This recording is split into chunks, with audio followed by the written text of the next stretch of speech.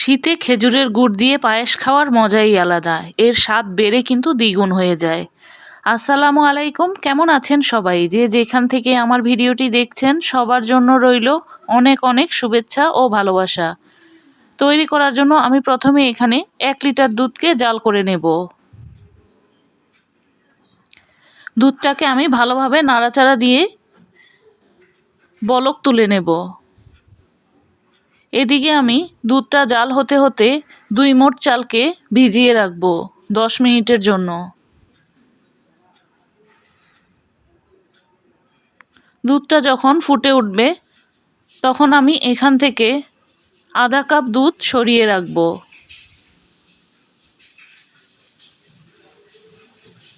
এবার 10 মিনিট ভিজিয়ে রাখা পোলাওয়ের চালটাকে আমি দিয়ে দেব।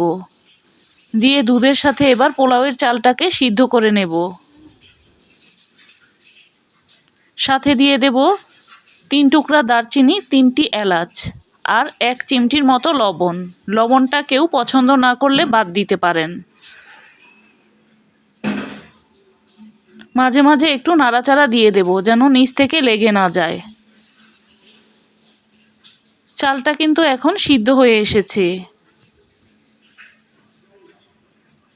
চালটা সিদ্ধ হয়ে যাবার পর আমি এখানে আধা কাপ কোরানো নারকেল দিয়ে দেব। নারকেলটা দেওয়ার পর ভালোভাবে মিশিয়ে নেব। মিশিয়ে আরেকটু জাল করে নেব সিদ্ধ না হওয়া পর্যন্ত। দিয়ে দেব আধা কাপ খেজুরের গুড়। গুড়টাকে আমি গ্রেট করে নিয়েছি। এখন নারকেল ও গুড়টাকে ভালোভাবে মিশিয়ে জাল করে নেব।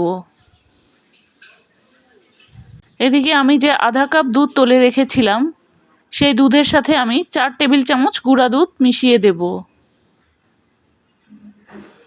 গুঁড়া দুধটাকে দুধের সাথে খুব ভালোভাবে মিশিয়ে নেব।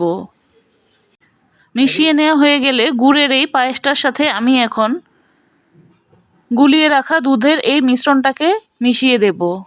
মিশিয়ে দেওয়ার পর আরও 3-4 মিনিটের মতো জাল করে নেব। চুলার আঁচটা কিন্তু আমি একদম লো হিটে রেখে এখন জাল করে নেব। খুব বেশি বাড়িয়ে দিলে কিন্তু দুধটা ফেটে যাওয়ার সম্ভাবনা আছে।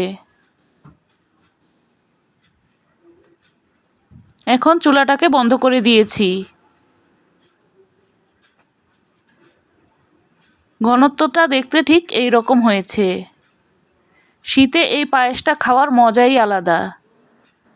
এই শীতে অবশ্যই একবার খেজুরের গুড় দিয়ে এই পায়েসটা ট্রাই করে দেখতে পারেন। অনেকেই কিন্তু অনেকভাবে রান্না করে থাকেন, চাইলে একবার এই রেসিপিটি ফলো করে দেখতে পারেন। আবারও দেখা হবে নতুন কোনো রেসিপি নিয়ে। সে পর্যন্ত ভালো থাকবেন, সুস্থ থাকবেন। আল্লাহ হাফিজ।